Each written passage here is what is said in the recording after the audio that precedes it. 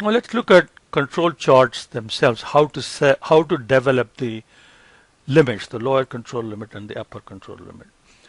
There are basically two types of control charts that we can develop. One is called variable charts and the other is attribute charts. We talked about variables and attributes in the chapter 6.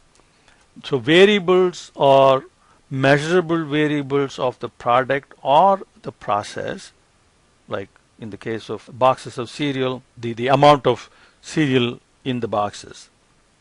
Or it could be another variable, which is how much sodium is there in the cereal, or how much sugar is contained in the cereal. So these are all different variables that we can measure and develop control limits for those variables. And then there is attribute charts. Attribute charts will be like what is the proportion of good parts and bad parts. You look at the attribute of the entirety of the product. So we'll talk about attribute charts in a little bit. Right now we're going to talk about variable charts. And the variable charts, there are two of them, X bar chart and R chart. X bar chart tracks the changes in the central tendency, the average value. And the R chart is about the total dispersion of the values. So these are for continuous random variables. The variables take a continuous value. Okay, it's not discrete. Okay. And so these are characteristics that can take any real value, and it may be whole numbers or fractional numbers, and it is a continuous random variable. And these two charts always go together. You'll never have only X bar chart and not R chart, or only R chart and not X bar chart. Yeah. These two always go together. Now, central limit theorem says, regardless of what the population distribution is, underlying population distribution, if you take a sample and average the sample values, and if you take the sample average and collection of sample average, if you repeat this process again and again and again, the collection of sample means will follow a normal distribution. So that's pretty much what central limit theorem is. So the mean of that sampling distribution, the distribution of sample means, will be mu, and the standard deviation of that X bar population will be sigma over square root of n. It doesn't matter which type of distribution you start out with.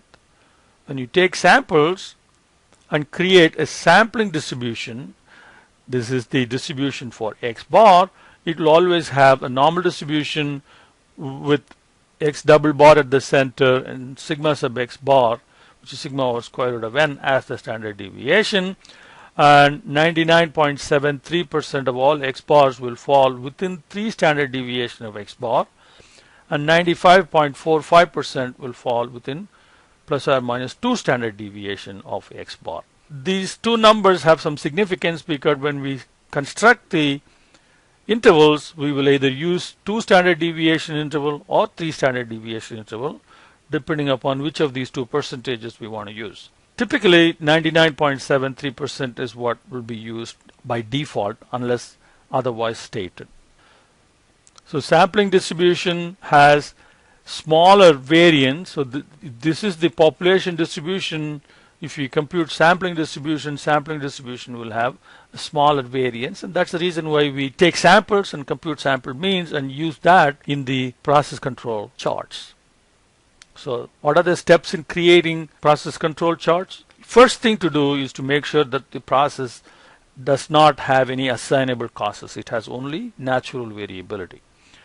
And once you have established that, then you collect random samples, so size may be 4 or 5 or 6 or whatever, but you collect repeated samples in fairly quick succession, like maybe so if you are talking about the cereal manufacturing process and you want to control the weight of cereal filled in the boxes, then you may want to collect samples, say every half hour or so, or even every 15 minutes, collect 4 or 5 boxes, weigh them, and you have like 20 or 25 samples taken. So from each sample you'll compute the mean and the range, and then in the second step you compute the mean of all the means that you calculated here and the mean of the range calculated here. So now you have X double bar and R bar. With these, then we will be able to develop the control charts.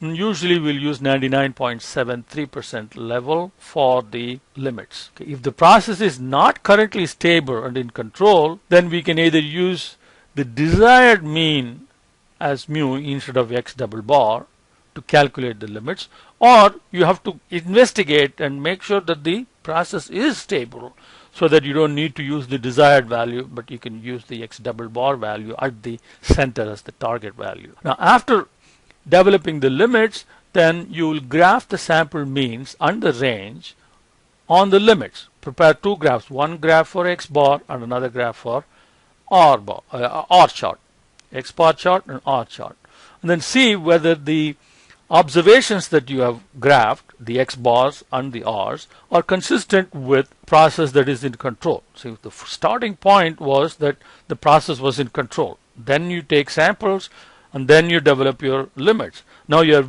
validating that the process was indeed in control when we began. So if the points are consistent with that, then that's good. Okay. Otherwise, then you have to investigate, find out what the problems are, fix the problems, and then repeat the process again. Now there are two formulas that we will use for control charts for x bar.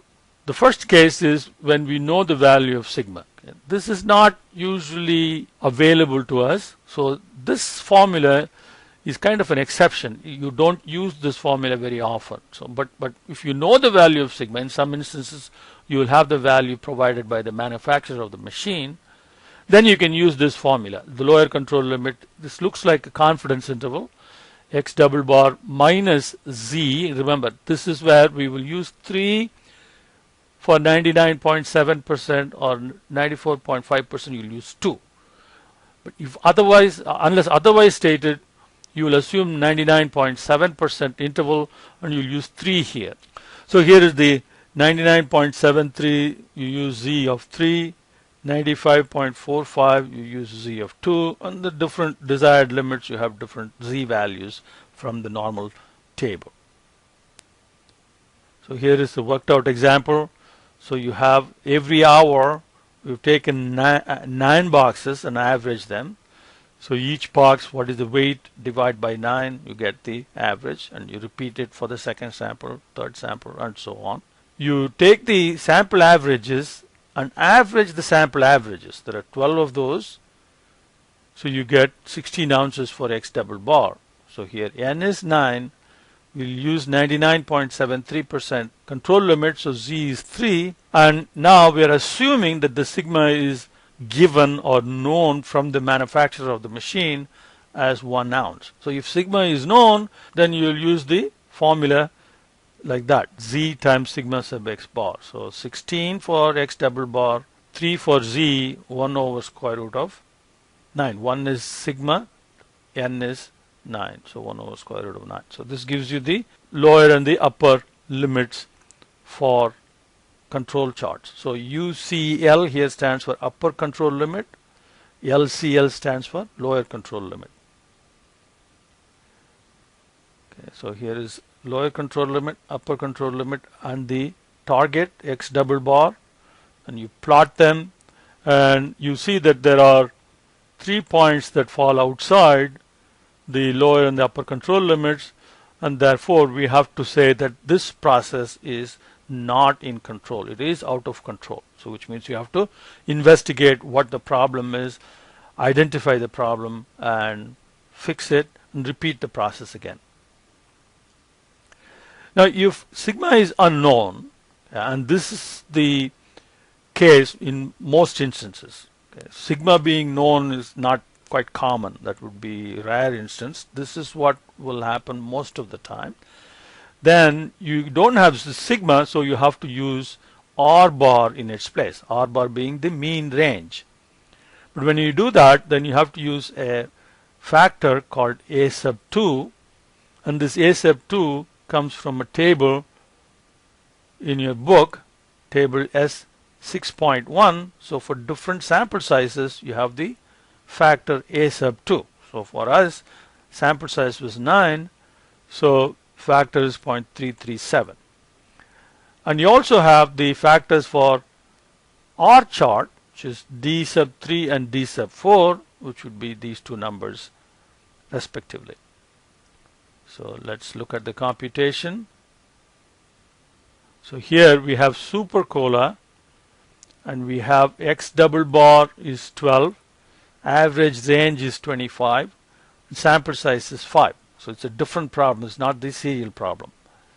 Then you plug it in for sample size of 5. If you go back to the previous sample size of 5, A sub 2 is 0.577. Okay, so we put that, and you have the lower limit and the upper limit. R chart is computed using this formula. D sub 4 times R bar gives you the upper control limit. D sub 3 times R bar gives you the lower control limit. Now, D sub 3 and D sub 4 come from the table 6.6S or S6. Here average range is 5.3, sample size is 5. Then you get these two factors from the table, and then you multiply, you have the lower and the upper control limits. Here let's look at a couple of cases where how the control chart will look like. So if this is the sample mean that's slowly shifting upwards, then you will see X bar shifting upwards like that. But the range itself remains about the same, so range chart will not give you any problem. It is the X bar chart which will reveal the problem of upward shift in the X bar value. If you have a situation like this, where the target value seems to be okay, so the X bar chart seems alright, but then slowly the range is increasing. So the range is going out of control.